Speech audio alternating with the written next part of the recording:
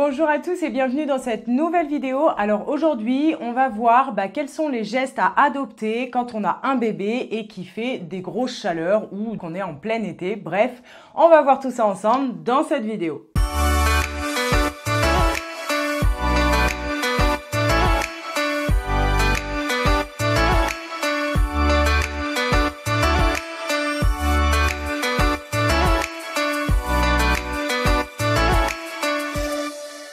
Alors, la première des choses que je voulais partager avec vous, c'est que faire quand on se balade avec un bébé, quels sont les gestes à adopter, parce que il y a quelque chose que je vois de plus en plus, malheureusement, c'est le linge qui recouvre la poussette.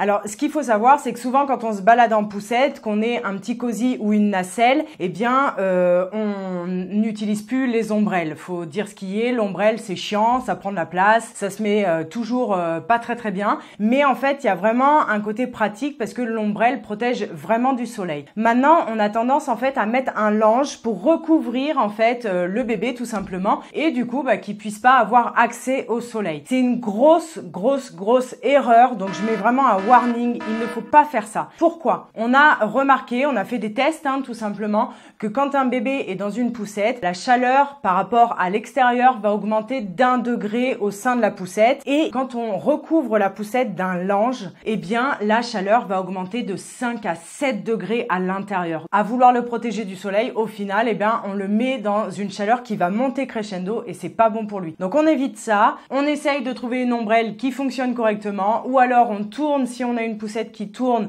eh bien on tourne la nacelle en fonction du soleil. Bref, on se débrouille comme on veut, mais on évite le linge par-dessus la poussette.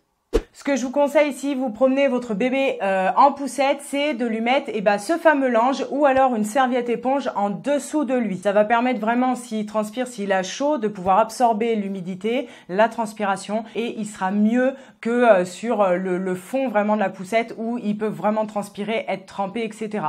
Après, si on utilise le portage comme moyen d'aller se balader avec un bébé pendant les chaleurs, on n'oublie pas que le portage va faire comme une sorte de couche supplémentaire, que ce soit en écharpe ou avec un porte-bébé, le bébé va pouvoir transpirer dedans, c'est comme s'il avait une couche supplémentaire. Donc on le met bien évidemment soit en couche avec un t-shirt ou en body. On fait bien évidemment attention, et ça on va en reparler, à ses jambes qui sont à l'air libre et donc exposées au soleil et ses petits bras. Parce que j'ai été quelques jours au bord de l'océan et j'ai vu malheureusement un petit bébé de 4 mois porté par sa maman et du coup elle avait pas dû faire attention, j'en sais rien, mais il avait, ou elle, je crois que c'était une petite fille, elle avait les bras mais brûlés par le soleil. Je pense que le soir elle a dû beaucoup pleurer. Donc vraiment on pense, parce que des fois voilà on va se balader, on pense qu'il y a de l'ombre, mais même à l'ombre, eh bien il faut protéger la peau de bébé très sensible du soleil. Donc si on est en portage, eh bien on privilégie la crème solaire. Il faut penser à ça et aussi à nous parce que quand on porte, nous aussi on a chaud, donc on privilégie des matières en coton pour éviter de transpirer un max. Par exemple, moi ce que j'aimais beaucoup, c'était promener mes bébés avec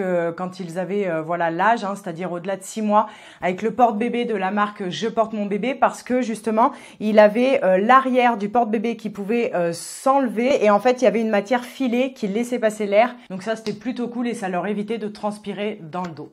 Ensuite, on va parler des habits, des tenues, des vêtements. Eh bien, c'est comme pour nous. On évite les matières, comme je vous l'ai dit, synthétiques. Ça fait transpirer plus. On privilégie le coton. Souvent, on peut laisser les bébés en body ou alors tout simplement avec un petit t-shirt en coton et puis la couche parce que c'est un peu comme nous. Quand on a des matières qui collent à la peau, eh bien, ça nous donne plus chaud. Et c'est vrai que l'avantage du t-shirt, c'est que ça permet de respirer un petit peu plus. Et puis, on n'hésite pas à les mettre en couche quand vraiment la température commence à monter.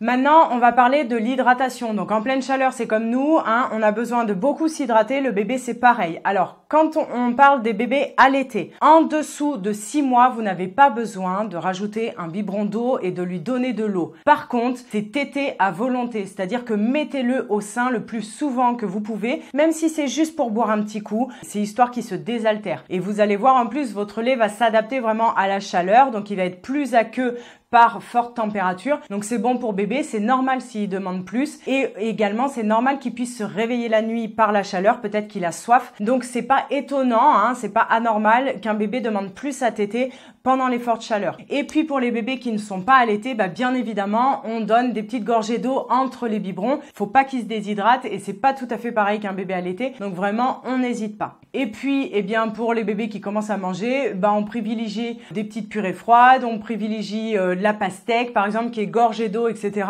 en fonction de l'âge de votre bébé, effectivement. Mais on essaye, comme nous, de faire des petits repas fractionnés plutôt que des gros repas bien lourds. C'est mieux pour lui.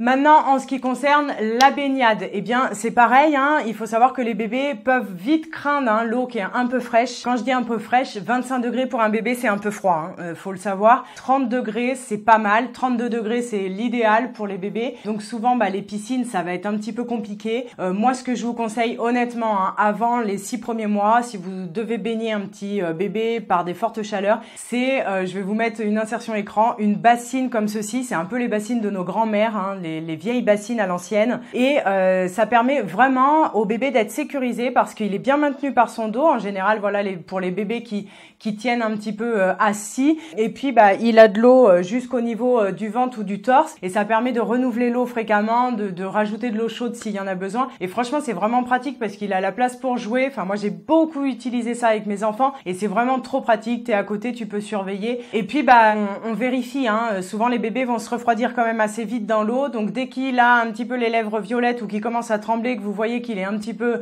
parce que voilà, il peut rester pendant 1 heure lui sans rien dire, mais dès qu'il montre des premiers signes de froid, vraiment vous le sortez, vous le réchauffez bien, et puis voilà, c'est bon pour lui. Et puis si on n'a pas de petite baignoire ou ou n'importe quoi pour le baigner et le rafraîchir, bien évidemment, on peut faire avec les brumisateurs, on peut faire avec un linge ou un gant un petit peu tiède sur la peau, on peut lui mouiller un petit peu la tête. Vraiment, on n'hésite pas à le mouiller avec de l'eau, encore une fois, pas froide parce qu'ils craignent ça. Donc vraiment, on n'hésite pas à le rafraîchir comme ça.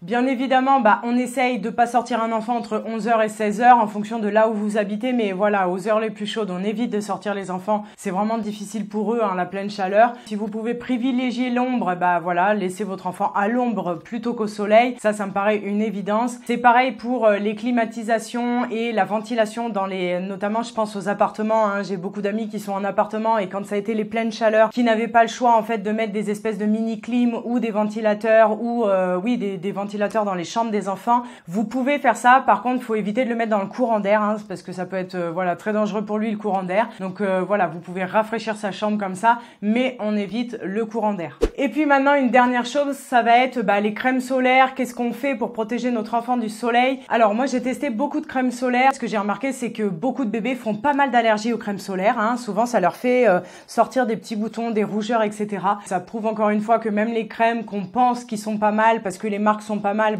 c'est moyen. Moi, la crème vraiment que je vous recommande à 100%, c'est les solaires indice 50 laboratoire Biarritz. Franchement, les bébés sont pas tout blancs, c'est facile à étaler, ça protège super bien du soleil, elle a une compo quasiment top. Donc vraiment, moi, c'est la marque 100% confiance, 100% clean pour les bébés. C'est celle en tout cas que moi j'ai utilisée et je vous recommande à 200%. Voilà en ce qui concerne ces petites astuces, ces petits trucs et astuces pour passer l'été au mieux avec nos bébés et puis qui risquent le moins possible. Donc n'hésitez pas vous à partager vos astuces dans les commentaires. Prenez soin de vous, je vous retrouve dans une prochaine vidéo. Ciao!